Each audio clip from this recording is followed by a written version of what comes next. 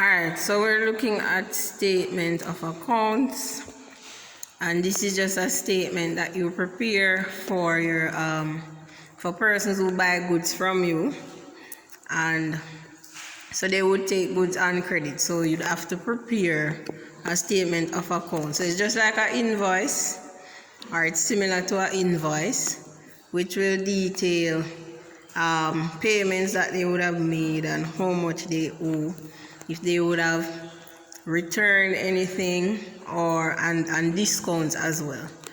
So here is the question you're seeing. So you're required to prepare the statement of account as at September 2020 for Barbara Jones of Willow Meadows, St. Catherine, and it's coming from Martin's Arbordashery, King Street, Spanish Town. So Martin's Arbordashery is actually the person who is preparing the statement. So over here now, this is what your form would look like. So as you can see, so you're to put statement of account at the top, and then who the invoice is being prepared for, and then you state who it's coming from. So you'd put the name, the address for both individuals, and then you have your date, and of course you drop your columns if you don't get a form to use.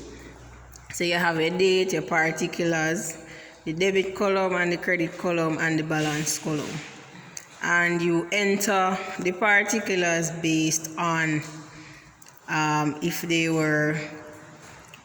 are to be credited or if they are to be debited. So you put in your date for your information, you put in the particulars, and then based on what the transaction was, you have to decide if it's a debit transaction or if it's a credit transaction. So if the person who trusted the goods, if their account is increasing in goods being owed or money being owed, then you are going to place the increase on the debit side. So simply put, when when you prepare an invoice for them, or when you send them an invoice, it's supposed to be on the debit side. When they make a payment, it's supposed to go on the credit side. If they return goods, it's supposed to be credited. So payment credited, invoices are debited. The balance goes on the balance column. If they get a discount, the discount is credited as well. And if you see where they get a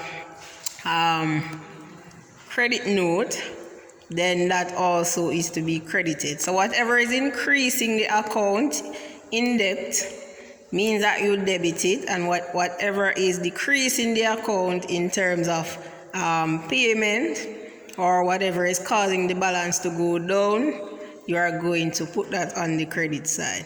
So whatever caused the balance to go up on the debit side, and whatever causes the balance to go down goes on the credit side. So as you can see, we entered the transactions. 2 dates are missing, so the 12 is supposed to be returns, and the 17 should be check. So when you look back at the transaction, you can add the dates. All right, so for the balance, we entered the balance. So they would have had a balance at the period that you were preparing the statement, and that would have been $8,000. And then on the 5th, they would have trusted goods and they got an invoice which was $2,000. So that brings the balance to 10. On the 10, they got another invoice for goods for $1,300, and so the balance increases again to $11,300.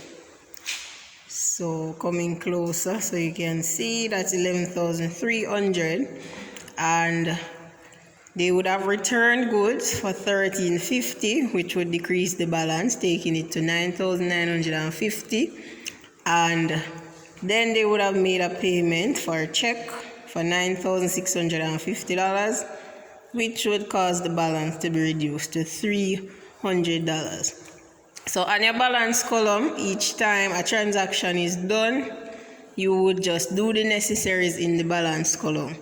If the figure is to be added, you add it to the balance and you write down the amount. And if it's to be subtracted, then you subtract it and you write down the amount. And that's it. Simple.